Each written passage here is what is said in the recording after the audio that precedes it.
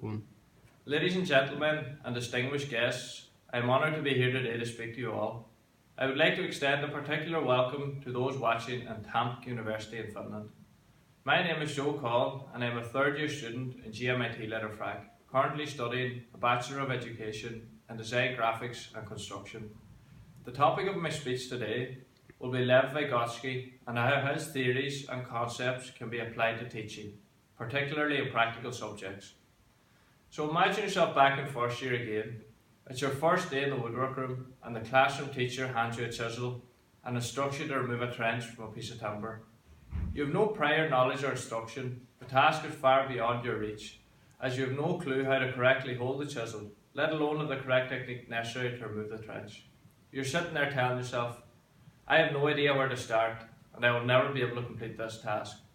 Lev Vygotsky's opinion on this would be that the task assigned to you is within your zone of proximal development, and with the necessary help and support, you will be able to complete the task. What is the zone of proximal development, you ask? Well, in the words of Coffey, the zone of proximal development is the difference between what a learner can do without help and what he or she cannot do. Lev Vygotsky was a cognitive theorist who believed that learning preceded development, and that in order to develop, children must be given tasks that are just out of the reach of their present ability. Tasks that are too simple do not entice learning and are more likely to lead to boredom with a child.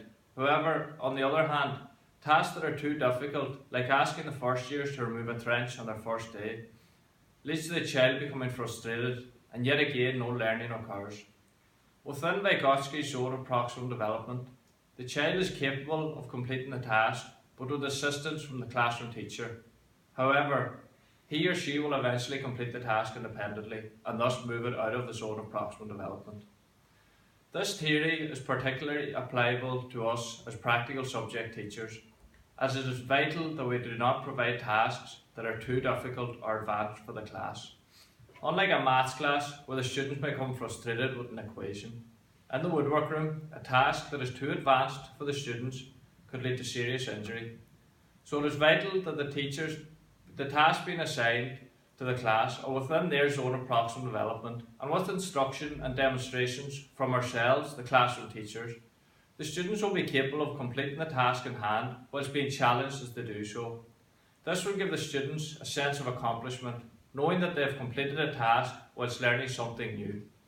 However, every student's zone of proximal development is different, and it is up to us as teachers to cater for this through a use of lesson plans and schemes of work.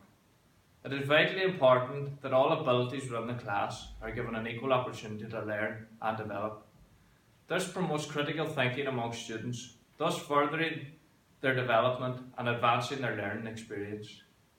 Hand in hand with Vygotsky's theory of proximal development goes his concept of scaffolding, and that it is also a support system that helps the students successfully perform a task that is within their zone of proximal development. This support is provided by the teacher or by a more knowledgeable learner. Vygotsky also views interaction with peers as an effective way of developing skills and strategies. MacLeod.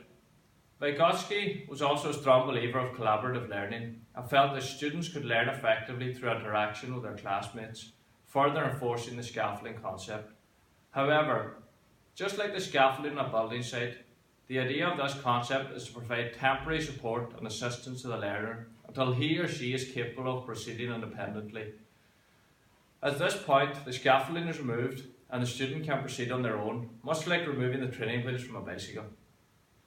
This is something that we as practical subject teachers can incorporate into our classroom, as promoting peer-assisted learning can make the job of both the teacher and the student much easier. So now imagine you're back in the same classroom on your first day.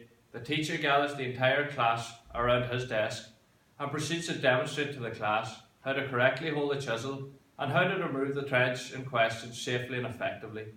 He has paired those who he feels are weaker with stronger students and provides assistance until he feels students are capable of completing the task on their own. The task in hand is now not as daunting as you've first thought, as the necessary support structure is there and you can now complete the task. I will finish off with a short quote that I feel sums up the importance of providing the necessary support to your pupils. Every student learns differently, but every student can learn. They just need the help of a teacher. Thank you all for listening to what I had to say here today, and I hope that my talk was of benefit to you all and provided you with an insight into how Vygotsky's theories are applicable to us as practical subject teachers. Gormila Maigov.